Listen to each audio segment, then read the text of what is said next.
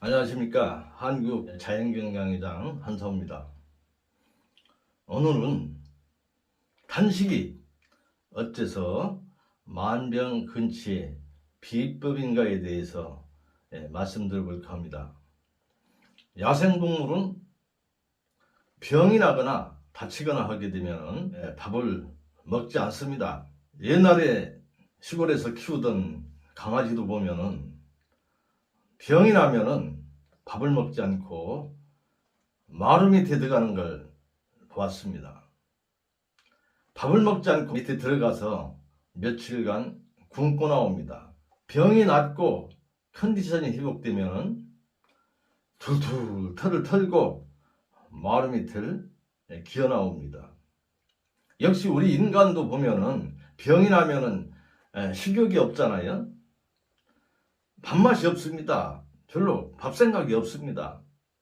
그것은 내가 어떤 질병이 났다든가 다치거나 하게 되면은 자연치유 쪽으로 우리 몸의 생명력이 거기 집중을 해야 하기 때문에 음식물을 많이 먹게 되면은 자연치유력이 생명력이 분산이 되는 거죠. 혈액이 한쪽으로 질병 치유 쪽으로 집중이 돼야 되는데 그 힘을 잃게 되기 때문에 결국은 우리는 자연이 명하는 것입니다. 일단 먹지 말라 하는 거예요. 그러면 자연이 시키는 대로 행하시면 되는 것입니다. 그렇기 때문에 단식이라는 것은 만병근치의 비법이고 우리 몸의 자연 순리적인 자연 치유력을 확보하는 것입니다. 그렇기 때문에 우리가 병이 나거나 다치거나 하게 되면은 과식을 한다든가 하게 되면은 결국은 자연 치유는 늦어지게 되고 질병이 잘 낫지 않는 것이기 때문에 자연이 우리 몸이 시키는 대로 하는 것이 자연의 순리고 역시 단식을 명하는 것입니다. 먹는 것도 하나의 즐기고 하나의 쾌락입니다. 먹고 마시고 즐기는 거지요. 결국은 몸에 과하지 않습니까? 과잉 영양. 또 그를 통해서 맛있게 만들어서 먹다 보니까 거기 따라오는 여러 가지 독극물, 결국은 우리 몸에 대해서 어떤 이물질 그런 것들이 많잖아요. 환경도 오염이 되어 있고 내가 먹는 먹거리도 오염이 되어 있습니다. 그래서 우리 몸에 정체되어 있습니다. 그게 현대인들의 만병의 근원인 것입니다. 그 부분을 치울 수 있는 약이 어디 있습니까? 바로 쓰레기를 치우기 위해서는 음식을 끊어야 되는 겁니다.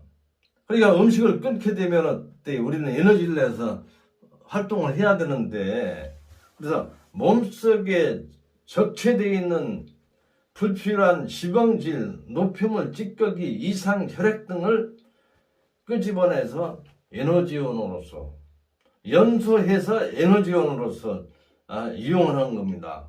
태워 없애는 거죠. 한마디로 소각해서 처리하는 겁니다. 그것이 단식입니다. 그러면 결과적으로 어떻게 됩니까?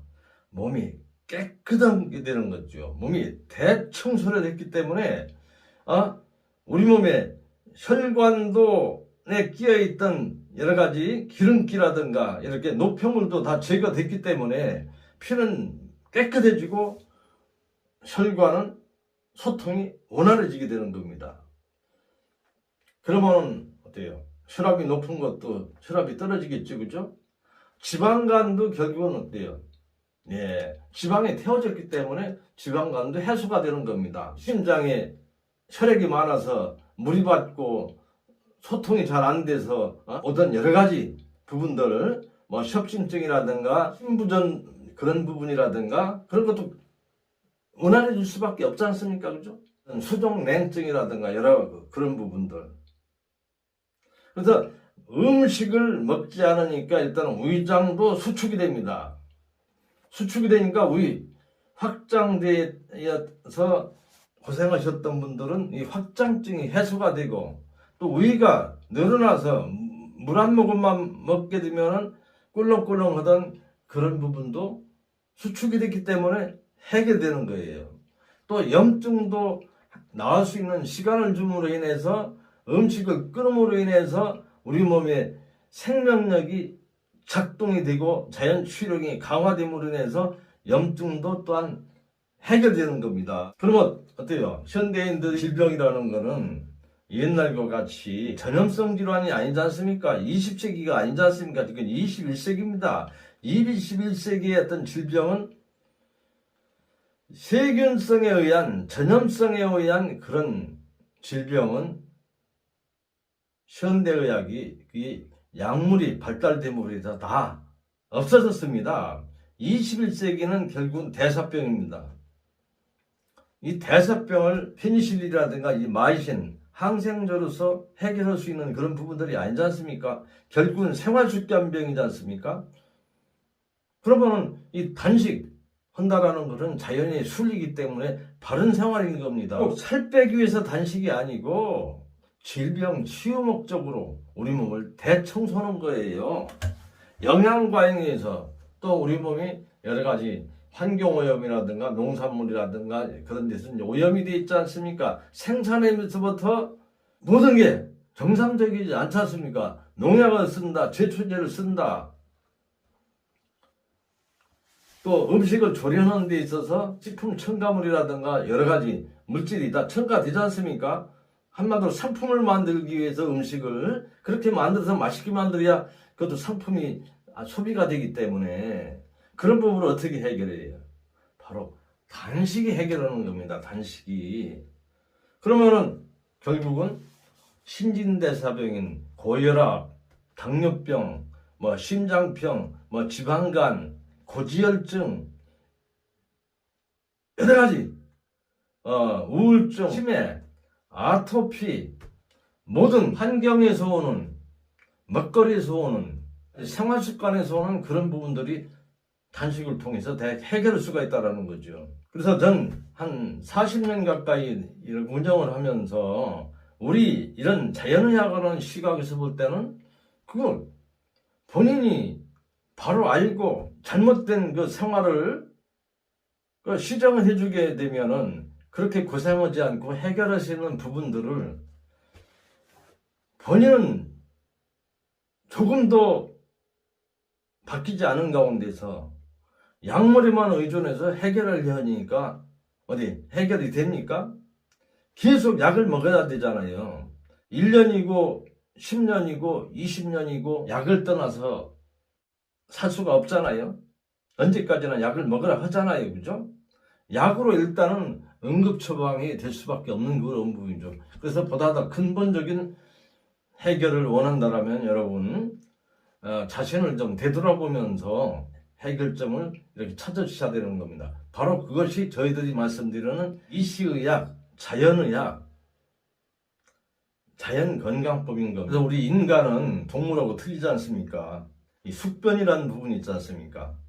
장이 직립생활 때도 중첩이 되어 있기 때문에 연동 운동이 잘 안 됩니다.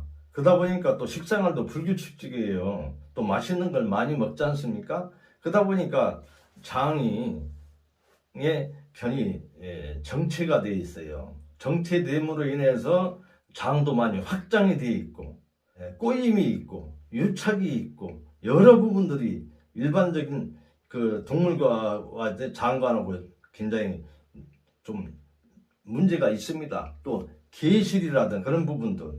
그러니까 단식을 통해서 물을 드시고 또 장운동을 하게 되면은 공간이 넓혀지면서 또 장관이 수축이 되죠. 수축이 되면은 장벽에 장주름벽에 끼어있던 여러 가지 숙변 같은 경우도 다 떨어져 나옵니다. 그래서 장관이 또 이제 정상적인 상태로 가요. 운전이라든가 유착이라든가 그런 부분도. 그러니까 결국은 뭐냐면은 장이 팽창돼서 포화 상태에 있는 가운데서는 움직이지도 않으면서 그걸 어떻게 할 수가 없어요. 근데 장이 공간이 비면서 이제 자연스럽게 장 운동도 원활하게지면서 여러 부분들이 이제 또 장에 해결되는 거죠. 그래서 숙변 정체가 또 질병의 원인 중에 한 부분이거든요. 우리 인간은. 그래서 항상 부패 발효의 가스로 인해서 산소 부족 상태를 가져오기 때문에 우리 몸을 구성하는 세포 조직이 고통을 받게 되는 거거든요. 결국은 피와 살이 깨끗해지는 겁니다. 음식을 이렇게 유도를 하다 보면은 건강에 안 좋은 분일수록 좀 고통스럽습니다. 제일 어려운 부분이 뭐냐면은 구토, 구역질, 또 속이 미식거림, 속쓰림, 또 피구름이 나온다든가 또 굉장히 출혈이 있는 분도 좀 있습니다. 그래서 그런 부분은 단식 과정을 통해서 우리 몸이 굉장히 조정되는 상황으로 보셔야 됩니다.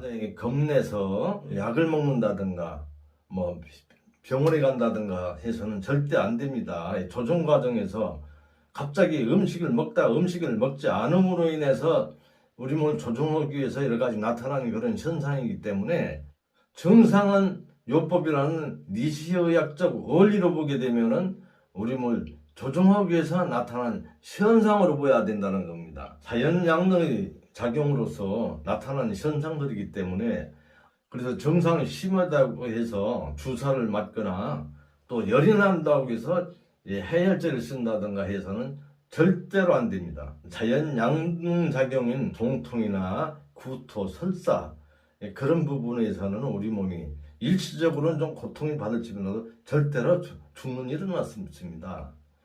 일시적인 증상에 대해서 굉장히 너무 걱정스레 할 필요 없이 의연한 자세로서 이렇게 하셔야 된다는 걸 말씀드리고 싶고요. 심하게 나타날 때는 거기에 대한 조처로서 여러 방법이 있습니다. 그러면 이 전문가라든가 또 이런 자연의학이라든가 니시의학을 어느 정도 전문적으로 공부한 의사분들에 의해서 이렇게 조치를 한다든가 그런 지도가 필요하게 되는 것입니다. 니시의학 단식은 질병의 치료 목적뿐 아니라 또 예방 차원에서도 평생 동안 문명생활을 하면서 몸에 여러 가지 적체된 그런 부분들을 해결하기 위한 방법으로서 예방 차원에서 방법이다 라고 이렇게 보시면 되겠습니다. 웅덩이에 고인 물은 썩습니다. 고인물이 썩게 되면 파리모기가 발생을 합니다. 벌레들이 들끓습니다. 또 냄새도 납니다. 그러면 어떡합니까? 거기에 살충제를 뿌리게 되죠. 그러면 파리모기는 일단은 죽습니다.